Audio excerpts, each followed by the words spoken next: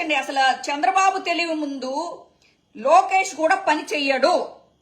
అంటే పాచికలు, శకుని పాచికలేస్తాడు కదా, శకుని తండ్రి వెన్నుపూసని అస్థికల్ని పాచికలుగా చేసి అతనికి ఒక వరం ఉంటది, వాళ్ళ నాన్న వరం, శకుని నాన్న వరం, నువ్వు ఏమనుకుంటే ఆ నెంబర్ పడుతుంది అని చెప్పి.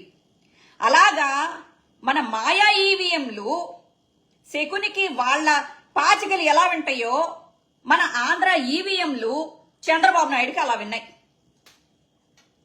నువ్వు అనుకున్నావు జగనన్నా నేను ఒక్కడిని చాలు అన్ని చూసుకుంటాను అని. నువ్వు కార్యకర్తలను చూసుకోవాలా, ఎమ్మెల్యే ఎంపీల్ని చూసుకోవాలా, ఎక్కడ డ్యామేజ్ అవుతుందో ఆ డ్యామేజ్ని పట్టించుకోవాలా, ఎవరు డ్యామేజ్ చేస్తున్నారో వాళ్ళని పక్కన పెట్టుకుని తిరిగావు. ఏ రోజు నువ్వు చేసిన అభివృద్ధిని ఐటీడీపీ లాగా ఏ రోజు ప్రచారం చేయలే. కనీసం మాకు ఒక ఎవరైనా పంపిస్తే వైఎస్ఆర్సీపీ వాళ్ళు కనీసం మేమైనా చదివి వినిపించేవాళ్ళం, మాకెంత తెలుస్తుంది. తెలివిలేని పూకు తెల్లవార్లు దెంగించుకున్నట్టు ఇగో మొత్తం టీడీపీ వాళ్ళందరికీ నేను వైఎస్ఆర్సీపీ కార్యకర్తను కాకపోయినా నేను దెంగించుకోవాల్సిన పరిస్థితి వచ్చింది ఈరోజు. ఏ రోజైనా నాలాగా కష్టపడిన కార్యకర్తలు గుర్తించారా మీరు? తీయండి. నేనేదో కాళికాదేవికి ఆ దుర్గాదేవికి భక్తురాల్ని కాబట్టి ధైర్యంగా బతుకుతున్నాను కానీ వీళ్ళు చేసిన ట్రోలింగ్కి వేరే ఏముండన్న సచ్చేది ఈ పాటికి. నేను కాబట్టి వైఎస్ఆర్సీపీ బిడ్డల మీద చేతులేస్తానంటే ధైర్యంగా వచ్చి మాట్లాడుతున్నా. వేస్తే వేస్తారు. మీకున్న టెక్నాలజీకి, టీడీపీ దగ్గర ఉన్న టెక్నాలజీకి నేను ఎక్కడున్నా పట్టుకోవడమే అన్న పెద్ద విషయమా?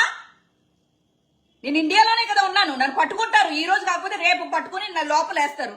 మీదే పోయింది. వైఎస్ఆర్సీపీ పిల్ల కాదని చెప్పేసి చేతులు ఎత్తినా ఎత్తేస్తారు మీరు.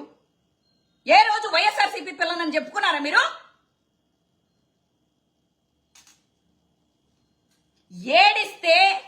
ఏడిస్తే వైఎస్ఆర్సీపీ పరువు పోతుందని చెప్పి ధైర్యంగా పోరాడుతున్నా. ఈ రోజు వరకు మీ నాయకులు కూడా బయటకు వచ్చి మాట్లాడరు.